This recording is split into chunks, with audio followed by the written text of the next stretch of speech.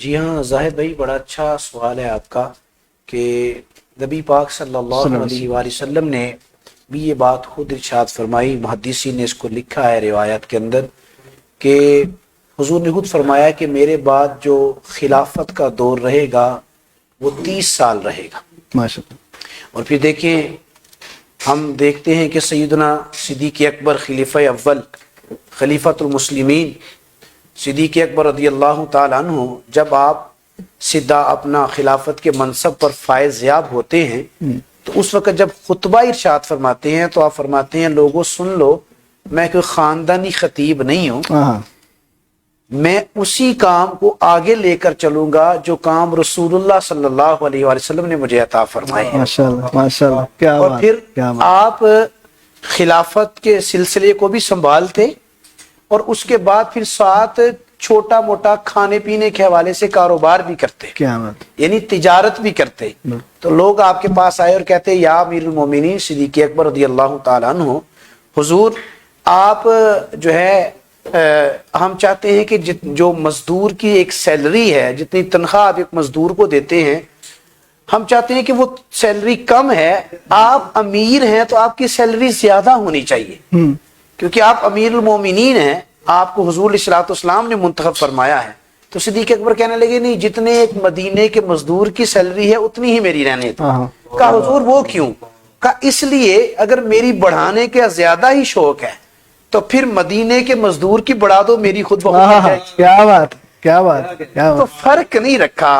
اسی حضور کے آخری خطبے والی بات کی، حجۃ الوداع والی، کہ ایک ہی صف میں کھڑے ہو گئے سب محمود و ایاز، نہ کوئی بندہ رہا اور نہ کوئی بندہ نواز۔ تو یعنی فرق نہیں رکھا، گورا ہے کالا ہے، اس میں یہ فرق نہیں رکھا۔ اور پھر صدیق اکبر رضی اللہ تعالیٰ عنہ سے ہم جلدی سے آگے جائیں گے۔ صدیق اکبر رضی اللہ تعالیٰ عنہ وہ ہیں کہ جن کے بارے میں فرمایا شجرہ اسلام میں پکنے والا پہلا پھل صدیق اکبر رضی اللہ تعالیٰ، یعنی جو پہلا پھل پکتا تھا نا اسے بقورہ کہتے ہیں عربی کے اندر، بقورہ یعنی شجرہ اسلام میں جو پہلے پھل پکتا تھا بقورہ۔ تو صدیق اکبر مردوں میں چونکہ سب سے پہلے ایمان لائے، اس لیے آپ کو کہا جاتا ہے شجرہ اسلام میں پکنے والا پہلا پھل جناب سیدنا صدیق اکبر رضی اللہ تعالی عنہ۔ اور پھر ان کی صدیقیت کا جو اعلان ہے اور ان کے رفیق ہونے کا جو اعلان ہے، ان کے عتیق ہونے کا جو اعلان ہے، وہ خود بارگاہ الہی سے کیا بات، کہ محبوب یہ عتیق بھی ہے، یہ صدیق بھی ہے اور صاحب رفیق بھی ہے۔ تو یہ صدیق اکبر رضی اللہ تعالی عنہ ہیں۔ اور پھر اس سے بڑی بات کیا ہو سکتی ہے زاہد بھائی کہ جن کے لیے حضور مصلی حالی کرتے۔ کیا بات۔ آپ نے کبھی غور کیا جو نبی پاک صلی اللہ علیہ وسلم پر قربان جائیں، جو بوڑھے بوڑھے تھے نا، صدیق اکبر بزرگ تھے، تو ان کو حضور نے مصلی پیش کیا۔ بزرگوں کو مصلی دیا جاتا ہے، اور مولا علی جوان تھے، ان کو خیبر کے اندر بھیج دیا۔ جوانوں کو غزوات میں بھیجا جاتا ہے اور بوڑھوں کو مصلی دیا جاتا ہے۔ اور پھر صدیق اکبر رضی اللہ تعالی عنہ جب حضور نے اعلان نبوت فرمایا تھا تو صدیق اکبر رضی اللہ تعالی عنہ سے پوچھا گیا کہ حضور معراج پر گئے ہیں، انہوں نے اعلان نبوت فرما دیا، آپ کا کیا خیال ہے؟ فرمایا اس بات کو چھوڑ دو، میں نے تو جب سے دیکھا ہے تب سے نبی مان لیا۔ اب اس پر ایک بات نقطے کی بتانا چاہتا ہوں، صدیق اکبر ہی خلیفہ اول کیوں ہوئے؟ فاروق اعظم بھی تو ہو سکتے تھے، عثمان غنی بھی ہو سکتے تھے، مولا کائنات بھی ہو سکتے تھے، لیکن صدیق اکبر رضی اللہ تعالی عنہ وہ اس لیے صدیق اکبر کہا گیا کہ حضور علیہ الصلوۃ والسلام کی بارگاہ میں جب جبریل امین آتے تھے تو نبی پاک صلی اللہ علیہ وسلم نے جبریل امین سے پوچھا، بتا جبریل اگر تجھے بشر بننے کا کہا جاتا، اللہ تجھے بشر بنانے کا کہ تجھے بشر بنانا ہے، تو بتا کون سا بشر بننا پسند کرے گا؟ تو صدیق اکبر جبریل امین علیہ السلام کہنے لگے حضور اگر اللہ مجھے بشر بنائے تو میں ابو بکر صدیق بننا پسند کروں۔ کیا بات۔ اور پھر ایک بات اور انعام رمضان ٹرانسمیشن کے حوالے سے، ماشاءاللہ ہمارے شکیل بھائی آج بیٹھے ہیں، بہت اچھا پڑھتے ہیں، اور قبلہ زینت القرآن قاری محمد قاری حبیب اللہ چشتی صاحب زی مجدہ سیالکوٹ کا بھی فخر ہیں، پاکستان کا بھی فخر ہیں، اور پوری دنیا میں ان کی آواز الحمدللہ جاتی ہے۔ اور ماشاءاللہ میں تو بڑا خوش ہوتا ہوں ان کو دیکھ کر، اکثر میں جب گھر میں ٹی وی لگاتا ہوں تو قاری صاحب کی تلاوت لگی ہو، شکیل بھائی کی نعت، تو میں اپنے بچوں کو یہ سناتا ہوں نا، تو اللہ ان کو برکت دے۔ میں آپ کے سوال کی طرف آ رہا ہوں، ایسے بہت تقید لمبا جواب ہے، میں نے اس لیے پورا ایک سوال کر کے آپ کے اوپر چھوڑ دیا ہے کہ میں جلدی سے کمپلیٹ کرنا چاہ رہا ہوں۔ تو اب صدیق اکبر رضی اللہ تعالیٰ عنہ جبریل امین نے کہا کہ مجھے ابو بکر صدیق بننا پسند کر، تو میں بننا پسند کرتا. اس کے بعد پھر نبی پاک صلی اللہ علیہ وسلم کی بارگاہ میں جتنے بھی صحابہ کرام آتے وہ بیٹھتے، حضور کی بارگاہ میں حاضر ہوتے، تو جبریل امین بیٹھے ہی رہتے. لیکن جب حضور کی بارگاہ میں صدیق اکبر رضی اللہ تعالیٰ عنہ آتے تو جبریل امین بھی کھڑے ہو کر ان کا استقبال کرتے. یعنی اس حد تک جو تھا ان کا اللہ پاک کے فرشتوں نے بھی ادب فرمایا ہے. اور اس کے بعد آ جائیے سیکنڈ امیر المومنین خلیفۃ المسلمین حضرت سیدنا عمر بن خطاب رضی اللہ تعالی عنہ. فاروق اعظم کون ہے؟ خلیفہ دوم فاروق اعظم رضی اللہ تعالی عنہ.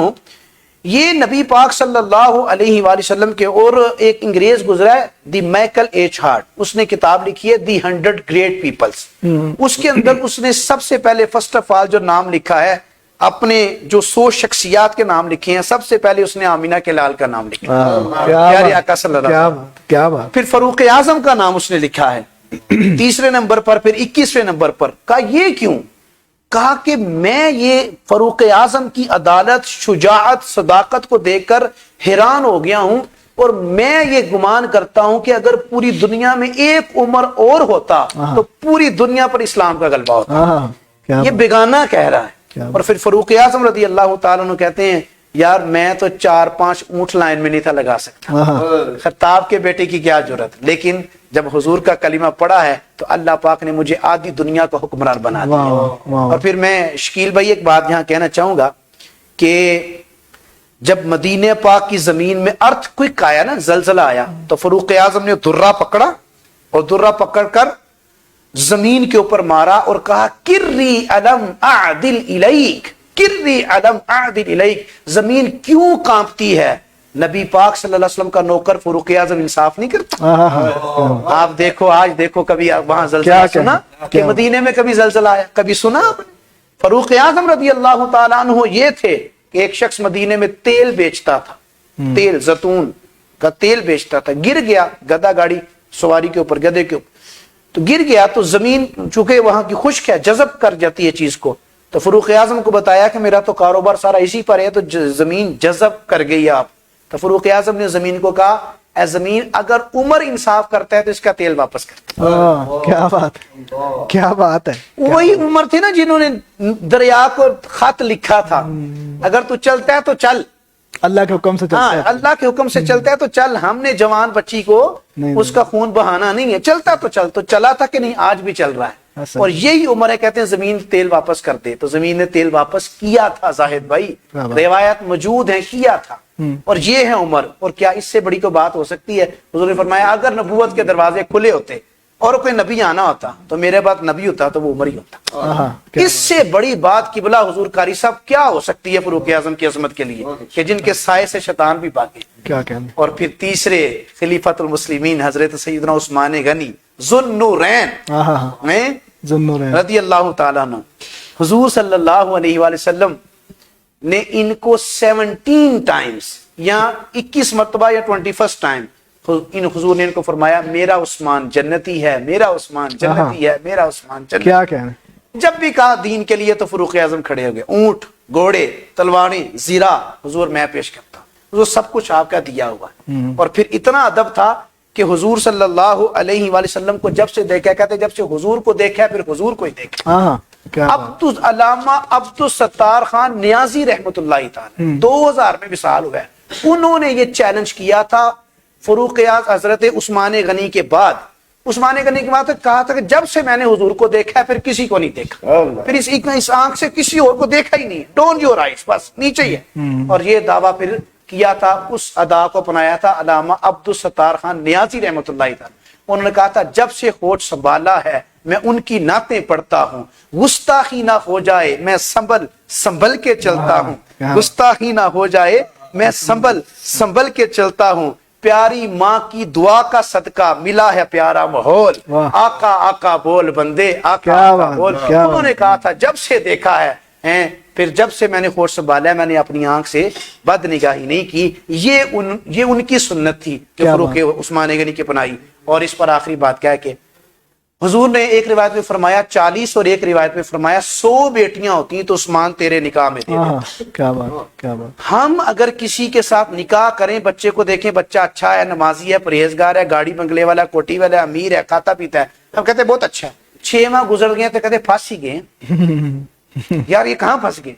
लेकिन हुजूर ने एक बेटी, फिर दूसरी बेटी फौत हो गई, यके दीगर बार फरमाया 40 होती हैं 100 भी होती हैं उस्मान के निकाह में दे देता। क्या बात। उस्मान क्या हो गए जाहिद भाई कि 100 भी होती तो दे देता, उस्मान क्या चीज होंगे। और फिर उसके बाद हजरत मौला कायनात के बारे में इससे बड़ी बात नहीं है, जिसका मैं मौला उसका अली मौला, जिसका मैं मौला उसका अली क्या मौला, उसका अली मौला। तो मेरी जान आए, खुलाफे राशिदीन से हमें प्यार है, इसलिए हम कहते हैं अपना बेड़ा पार है। जिस वक्त खिदमत में उनकी अबू बकर उमर उस्मान अली, उस वक्त रसूल अकरम के दरबार का आलम क्या होगा। मैं तो यही कह सकता हूँ, अल्लाह ताला आपको बरकत अता फरमाए। क्या बात है मौलवी साहब, आपने बड़े कम टाइम में जो है ना वो पूरा मुश्किल टास्क मैंने आपको दिया था, लेकिन माशाल्लाह आपने तमाम जितने भी खुलफाए राशिदीन हैं उनको, उनकी जिंदगी के ऊपर जितने भी, और फिर इनका दौर 30 साल ही रहा, जो हुजूर ने बात की 30 साल ही रहा। और हजरत अबू बकर सिद्दीक का सीधा नाम है अब्दुल्ला, सीधा नाम अब्दुल्ला है, आइन से, उमर आइन से, उस्मान आइन से, अली आइन से, अली आइन से हैं। और फिर हुजूर की मुबारक उम्र 63 बरस, सिद्दीक अकबर की 63 बरस, फरूक आजम की 63 बरस, मौला अली की भी 63 बरस, क्या कहने, उस्मान गनी की 83 हुई। तो ये प्यार है ना, क्या कहने, क्या इतना कहने, प्यार। क्या